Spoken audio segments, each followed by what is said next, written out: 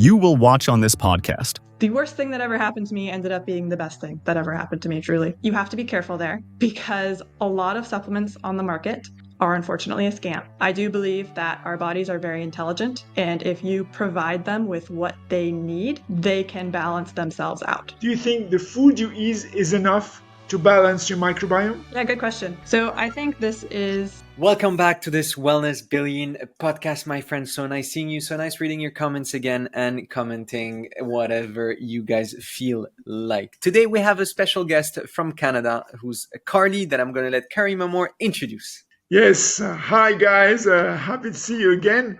Well, fellow doers, if you were ever like your stomach... if you felt like your stomach was hosting a surprise party and you weren't invited, then today's episode is for you. Today we have someone that knows exactly what it takes to turn digestive distress into digestive mastery. Karlee Close isn't just a certified health coach. She's a gut health detective, a wellness strategist. Let's be honest, probably the only person who can make the microbiome sound downright fascinating with a degree in education and mathematics. Welcome to the club because I'm also a mathematician. She has the rare ability to break down complex health concepts like she's solving on an elegant education way. I mean, she makes people feel and she leads people to feel lighter, I would say, Karlee, healthier. Yes.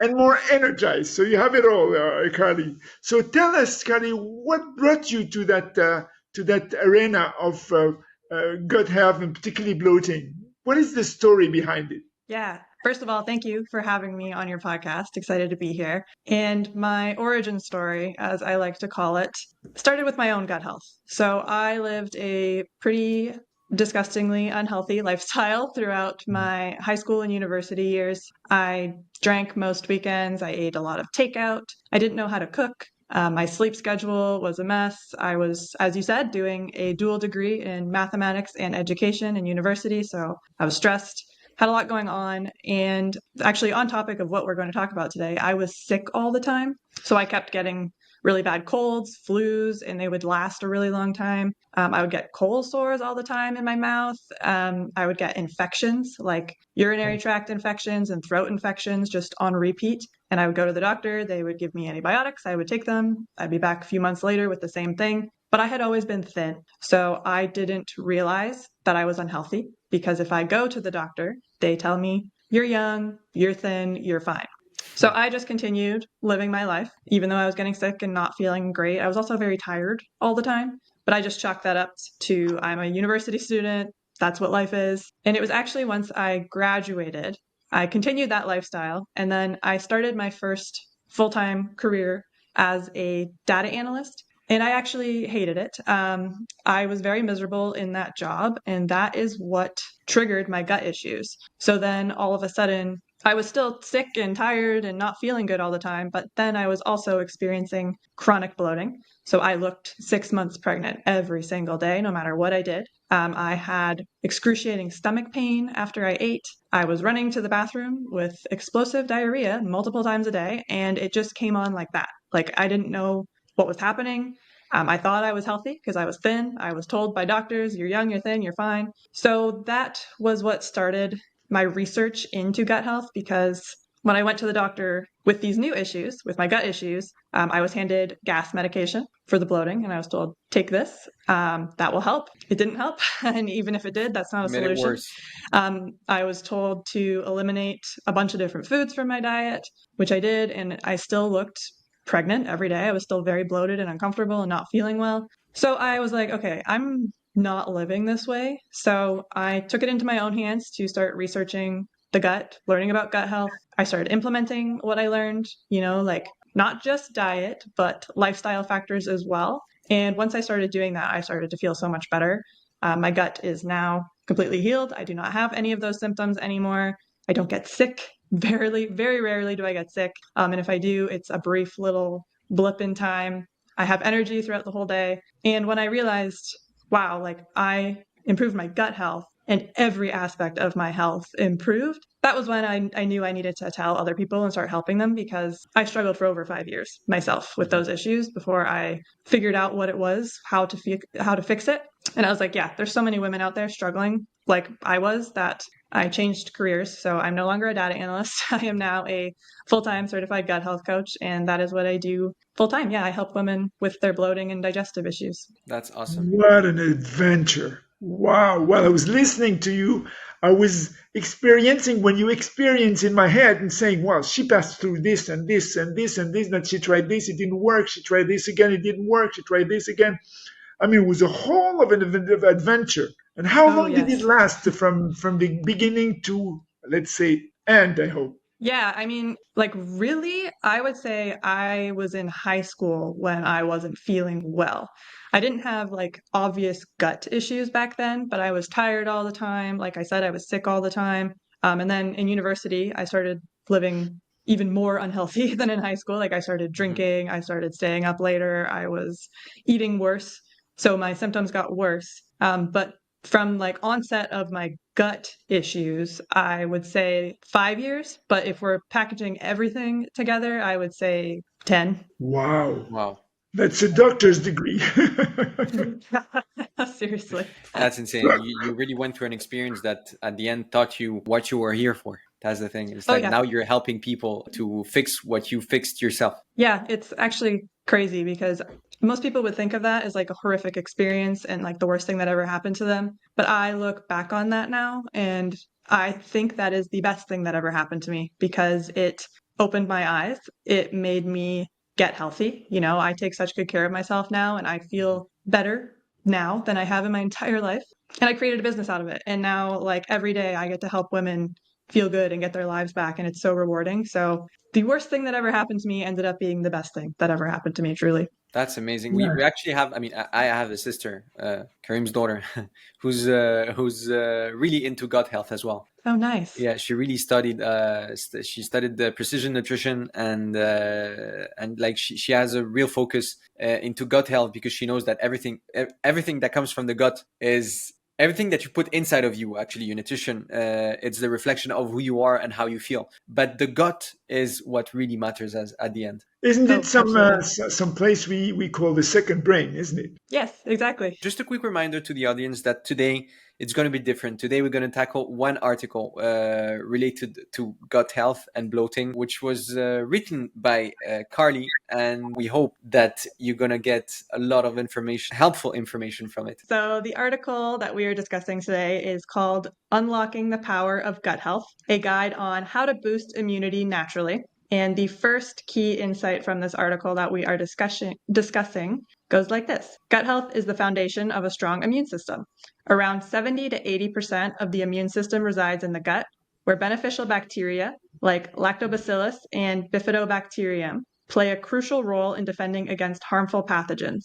A diverse gut microbiome helps regulate immune responses, ensuring the body fights infections effectively while maintaining balance. Amazing. Yeah, well, the second part of this outstanding article, guys, you're going to learn a lot today, is that nutrition plays a key role in gut and immune health. Consuming probiotics found in like yogurt, kefir, and fermented vegetables supports beneficial gut bacteria, while a prebiotic present in garlic, onions, bananas, and whole grains nourish them. A fiber-rich diet with fruits, vegetables, and whole grains further promotes gut diversity, enhancing immune function and overall health. And to finish, the third key point of this article says lifestyle choices influence gut health and immunity.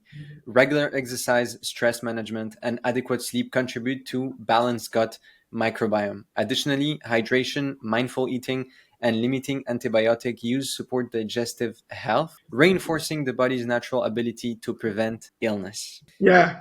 Well, guys, from a wellness perspective, this topic is timely and valuable, particularly for high-achieving entrepreneurs and influencers like you, who are often faced with the high stress levels, irregular sleep, travel-related disruptions, factor that compromises gut health.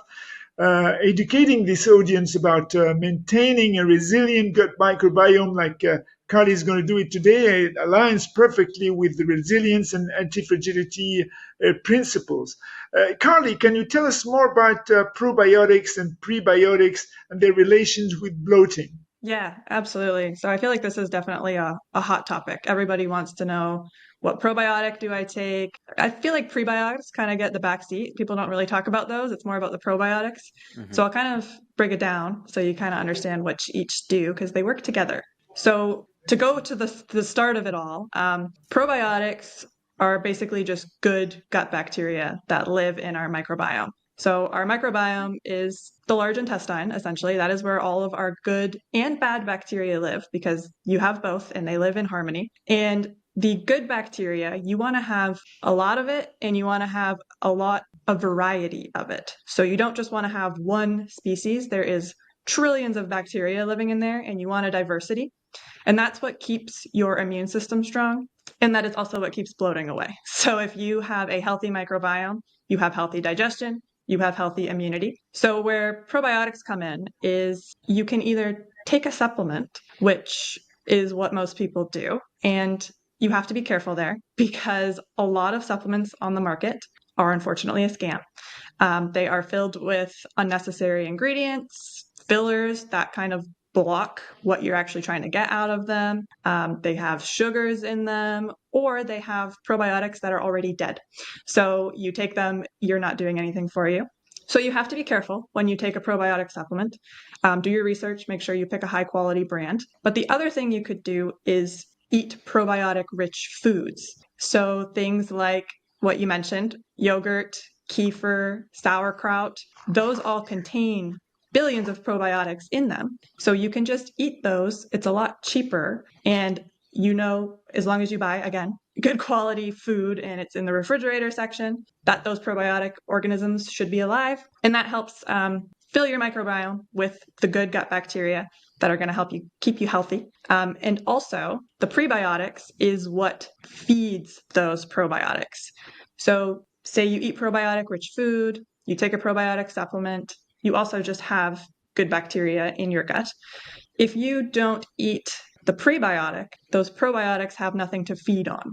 So they die off. So that is why fiber-rich food is really important. And things like garlic, onion, oats, bananas, chia seeds, those are all non-digestible fibers that act as food for the probiotics. So you do need both. You need to get your probiotic-rich foods, take a probiotic supplement, whatever it is you want to do, and then also eat prebiotic-rich foods so that you are feeding those bacteria so that they are growing and thriving and not dying off. So I may have a question about the supplements of because nowadays everyone is looking for a shortcut. Everyone is like, they don't want to eat healthy. They don't want to go through the hustle of long-term results. They want the shortcuts and everything.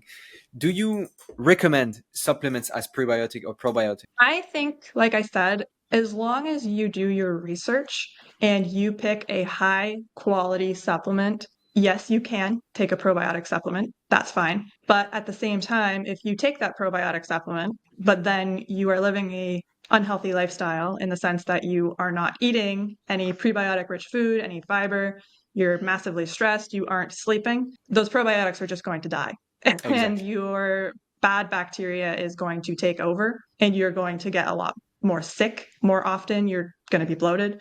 You are going to have poor digestion. So if you just take a probiotic supplement and you do nothing else, then no, you are not going to reap the benefits of that.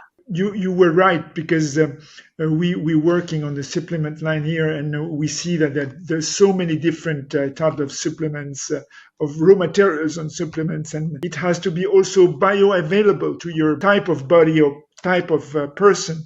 And with Yassine, for so many years, we say that one size doesn't fit all, and that every single person has its own microbiome or type of way of genetically respond to the type of whatever he ingests or whatever he does into his epigenetics. So we have to be very cautious of the kind of line of pre or probiotics we use when we buy it from outside. And I think today the magic of those pre and pro or whatever supplements you're taking is that you can go to some web places where people connect and they talk about their experience of pre or probiotics, and that other people know which trademark is good, which is not, what to choose, why choose that trademark and not this one. And actually what you just said makes a lot of sense, because when you want to find it alive and you want to sure it's being alive, you just open your fridge, get the fibers out of the salad or whatever you're eating, and gets the rest from your kefir or yogurt or whatever type of probiotic you want to take. And I think that's the good route. But then it brings another question. Do you think when you want to balance your, let's say, your gut microbiome, take out the bloating, do you think there is enough? Because people say the supplements are concentrated. Okay, so imagine that you have all what you need in a supplement, so you don't need to take care of the food. Do you think the food you eat is enough to balance your microbiome? Yeah, good question. So I think this is individual. Depends where your gut is at. If you have very poor gut health and you've been living a very unhealthy lifestyle for a long period of time, your gut is probably in a worse place than someone who eats relatively healthy and lives a relatively healthy lifestyle. That being said, I think it's about what you do most of the time. I do believe that our bodies are very intelligent, and if you provide them with what they need, they can balance themselves out. So I believe if you live an extremely unhealthy lifestyle right now, but you start, improving your nutrition, you start having a regular sleep schedule, you start managing your stress, you start getting daily movement, hydrating yourself, like you start doing all those things, you will be shocked at how quickly you start to feel better, because you are now giving your body the things that it has been missing for so long. And like I said, the body is smart. If you start giving it the nutrients it needs, the hydration, all the things, it will start to balance itself out. I think probiotic supplements can help speed that process up, but I actually don't think they are completely necessary. Mm-hmm. Well, I know that you were, Karim, you were working on a supplement for, you were trying and testing supplements for microbiome.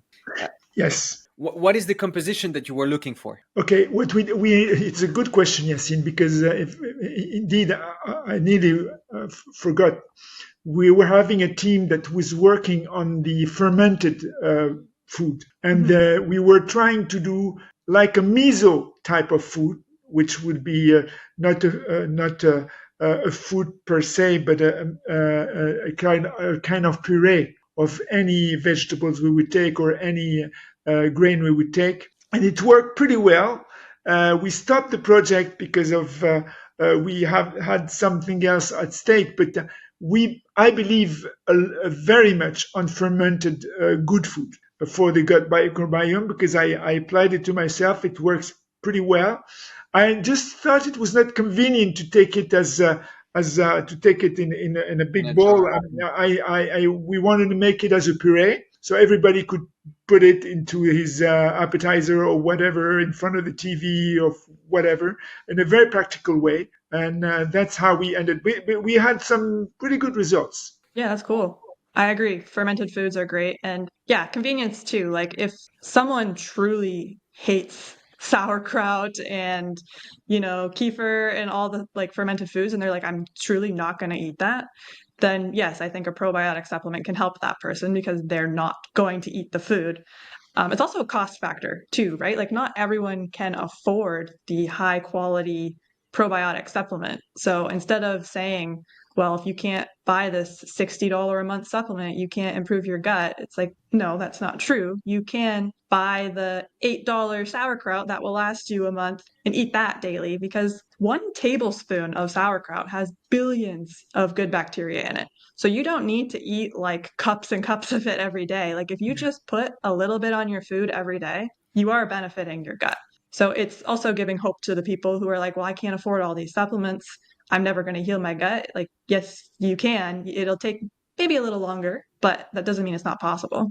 Exactly. It's accessible to everyone. That's what people need to know as well, is that in our industry, in the wellness industry, everyone thinks that everything is very expensive, that it's not reachable, so they just go through the processed food, unhealthy fast food, and whatever the marketing can offer, because those products are really well marketed to fit everyone, but they don't realize the easy access that we have to healthy food, to like you said, fermented food, or any other healthy type of food that you can find in the fridge, because I'm 100% with you. What you said before is that everything that you will find in the fridge, or almost everything, is going to be healthy. And prioritizing real food, which means real colored food, vegetables and fruits, and any other type of real food that comes from the ground, will definitely help you to get healthier, because whatever you put inside of your body, that's the reflection of what you're going to give. I was just going to speak to the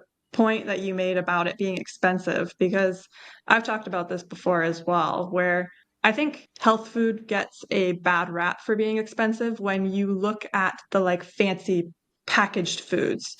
So say you have like a gluten and dairy intolerance, but you want to eat cookies, right? So you buy the gluten-free vegan cookies that are refined sugar-free. Yes, those are expensive, but you don't need that stuff to eat healthy. If you want to just eat your fruits, your veggies, your whole grains, your meats, your eggs, those things are healthy items. And those are the things that we should be eating. And I would argue that bananas are cheaper than a bag of chips these days, Definitely. right? So it's all relative. It depends what you're looking at, what you're looking for. If you want to treat yourself with the like healthier cookies, then by all means do that. But you don't need that stuff to eat healthy. Yeah, well, there is a question that erodes me because I'm passionate about it. The gut-mind connection. While your article highlights the gut immune system link, there is a growing evidence connecting gut health to mental resilience and cognitive function. Do you think a well-balanced gut microbiome could serve as a natural biohack for, like we serve entrepreneurs, so for entrepreneurs and high performance to enhance focus, their decision making, and their stress management? Oh, absolutely. Yeah, there is a very strong link between the gut and the mind. I actually just worked with a client who was on antidepressant medication for 7 years, and we worked together. Just in 4 months, she cut her dose in half, and she feels happier than she ever has in her entire life. And we didn't do any like mental health work. We worked on the gut, but because the gut and the brain are so connected, it boosted her mood. As well as brain fog. Brain fog is one of the biggest complaints that I get from clients who start working with me. They're like, I just can't focus throughout the day. I just have this foggy brain. And I actually experienced it myself. Back in the day when I first started my gut health journey, I didn't know what was happening because I have a math degree, I have an education degree. I've always been very good at focusing, and I all of a sudden just like my brain wasn't working. And I was actually very scared because I was like, why can't I focus on my work? Like, I just feel weird. And I found out that I had developed a gluten sensitivity at that time. And when I cut gluten out of my diet because I was reacting very negatively to it, my brain cleared and I could think again. And I was like, okay, I'm not dying. I just, had a reaction to this food that I had developed a sensitivity to. My gut was the one sending that response. So yes, the gut and the brain are very much so connected. And by improving your gut health, you can improve your mental clarity, you can get rid of brain fog, you can boost your mood, improve depression and anxiety. I've seen all of the above. What would be the first step for someone that doesn't know about doesn't know about gut health or whatever, but they always feel weird after eating, or they wake up in a weird way, they don't feel themselves? What would be the first, let's make it easy, what would be the first step during the first thing to do in the morning to be able to help our gut get healthier? Yeah, that's a great question. So I believe a morning routine is important. I have put together a pretty good morning routine for myself, so I can kind of give that as an example if you'd like. Definitely. Yeah, okay. So I highly recommend going to bed and waking up at the same time. ish, within 30 minutes, even on the weekends. That helps set your circadian rhythm right. That helps with your gut. That helps with all aspects of health. So you're waking up at the same time ish every morning. For me, I wake up around 7:30 every morning. And you want to hydrate. So first thing in the morning, I get a nice big glass of fresh squeezed lemon juice because that helps kickstart digestion. So I get a warm glass of water, squeeze half a lemon in there. I also use a scoop of L-glutamine powder, which is good for strengthening the gut lining, and a pinch of pink Himalayan sea salt for it helps you better absorb your water, so you're actually hydrating your cells. So I start with a big glass of that in the morning to help kickstart my digestion and hydrate myself because overnight we're sleeping. Obviously, we aren't drinking, so we are slightly dehydrated in the morning, which is all good, but drink your water in the morning. And I do not use technology for the first hour of my morning because if you are waking up and immediately reaching for your phone, you are spiking those cortisol levels, your stress response is going up. Stress is horrific for the gut. So I actually like to go sit outside on my balcony with my water, get sunlight. Within the first hour of waking, if you can go and just get 5 minutes of sunlight, that's going to be so good for your circadian rhythm. It will help you sleep better. It will help with your gut health. So don't grab your phone, just grab your drink, go sit outside, enjoy the sun. And then if possible, go for maybe a walk instead of sitting on the balcony, or do a stretch, something to just get you moving. Because again, you've been sleeping. So movement, no technology still. And then I also recommend, especially for women, eating breakfast within the first hour of waking up. Again, that's going to help with cortisol. If we don't eat until like noon, that is very stressful on the body. Our hormones, especially for women, are different than men's, and we do need to eat breakfast. And when that breakfast is eaten, it should be a balanced breakfast with protein, healthy fats, healthy carbs, and maybe some fermentation. Like I like to put a little bit of sauerkraut on my eggs when I have them. I'll have like a avocado toast with that, some nuts maybe. But yeah, make sure you have a balanced breakfast within an hour of waking, and that's going to start you off for a really good day if you do all those things. Yeah, you brought up an interesting question right there. Sorry, Yassine. So what would be the role of fasting? Because you said the woman needs to eat in the morning. That's how we're wired. What is fasting has so many good aspects about it, and we have confirmation by a lot of avenues that it works very well. So what is fasting? What is the relation between fasting and the gut microbiome, by the way? Yeah, so I think an overnight fast is sufficient for most women. So that would mean, say you have your dinner at 5:30, 6 p.m. You do not eat again until the next morning. So for me, I wake up at 7:30. I eat my breakfast by 8:30. I try to have my dinner done by 6. So I have done like a 13, 14-hour fast at that point. That is enough rest for my gut to digest that food. Obviously, everybody's individual, but a lot of those studies that you're referring to were actually done on men. And men and women are very different. We are not the same. We have different hormones. Our bodies are different. So fasting can be different for men than women, which is why we might have different perspectives on that. But an overnight fast is usually sufficient for most women. I mean, you talked about an overnight fast, which is like still 13 to 14 hours, which is really good. Like it's you're entering your intermittent fasting within that. I mean, eating a healthy dinner stop eating at 6, it's perfect. This is amazing. Like there's a lot of people who can't. There's a lot of people who stop eating at 10 to 12 and then directly go to bed or whatever. That's really bad. Stop eating at 6 and going to bed at 9, leaving this 3-hour gap between your last meal and the time you're going to bed. It's the perfect timing. Yeah, no, exactly. And you're spot on with that too. Like you want to leave about 3 hours before bed so you can digest. If you experience a lot of acid reflux, that's definitely going to help you there. If you're eating your meal and then an hour later lying down for bed, you're going to have some symptoms most likely, and that's not enough time for you to digest. But yeah, I mean, like I said, I eat between 8:30 a.m. is when I kind of start eating, and then I stop eating by 6 p.m. dinner time. So that's, I guess, technically my eating window, if you want to refer to it as like a fasting thing. Well, let me share with you an experience. I'm not a very good sleeper. I have difficulties in my sleep and I try to regulate it. So I decided to rethink immunity from the ground up. So instead of viewing winter colds as inevitable, I approached them as a diagnostic signal for gut dysfunction. I had a lot of bloating and so on and so forth. It didn't help with my sleep.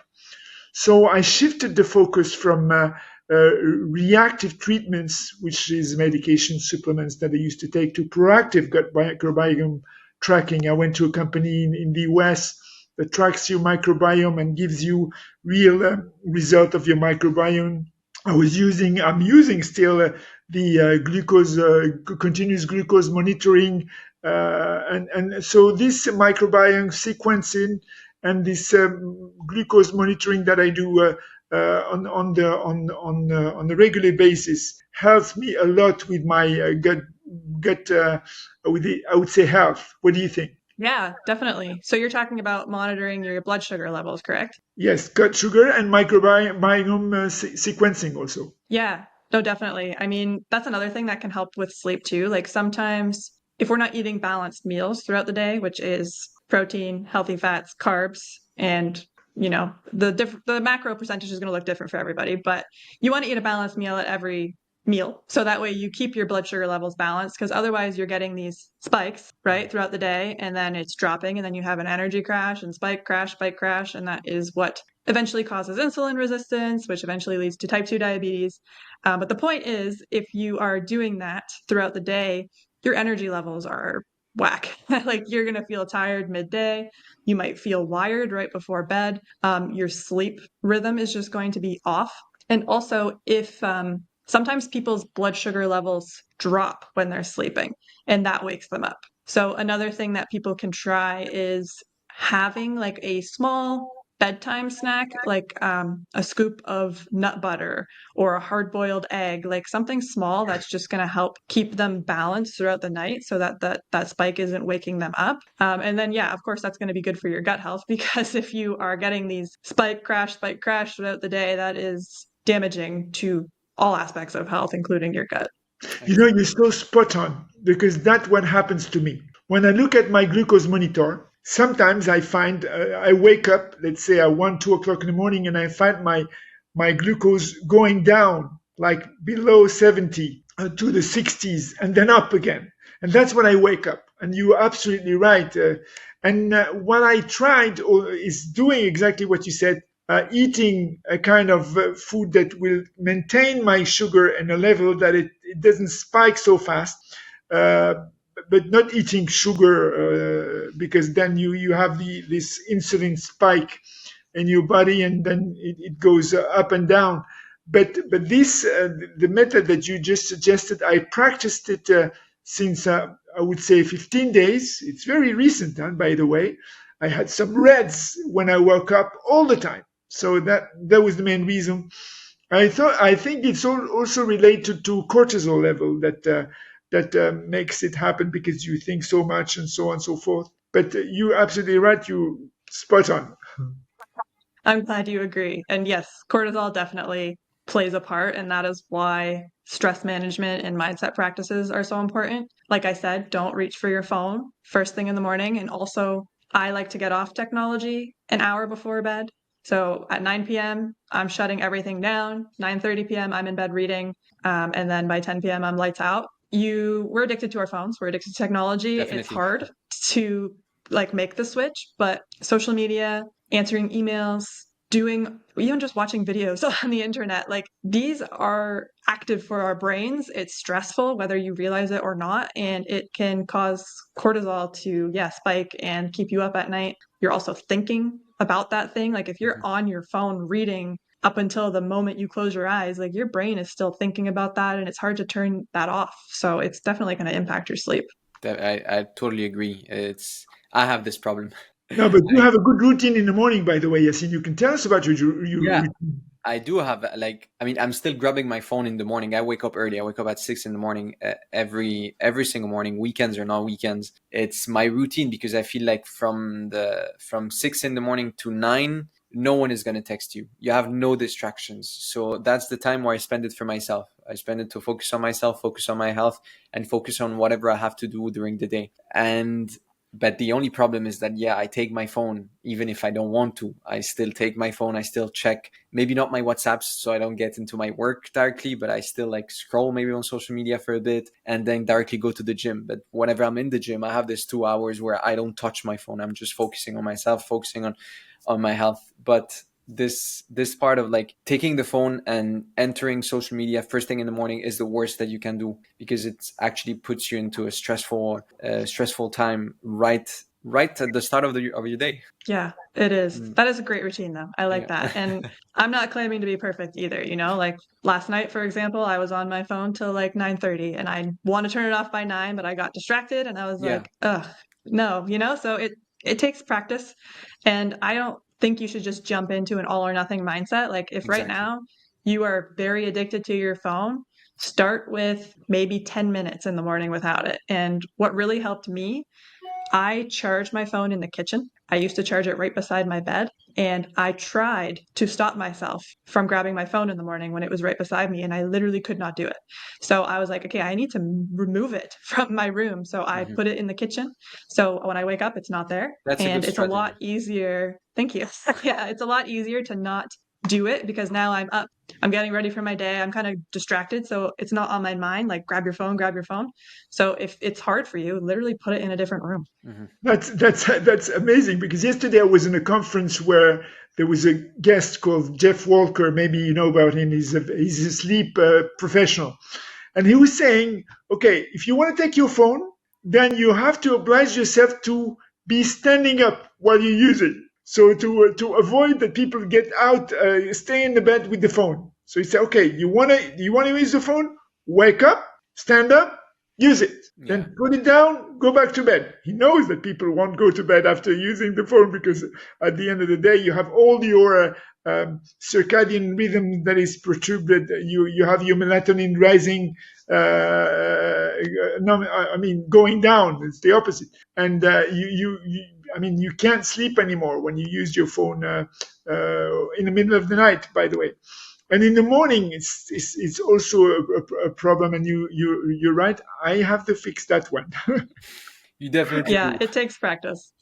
It takes practice. Well, that was a very rich conversation, and I really want to thank you guys for this amazing moment. I hope the audience enjoyed. Karlee, please let us know where we can find you on social media, your website, or whatever. Yes, thank you so much for having me today. This was a lot of fun. So I am most active on my Instagram. At beyond.bloated is where you can find me. And my website is beyondbloated.com. I do have a couple of free resources on there if you are looking to start to eliminate your bloat, improve digestion, boost immunity.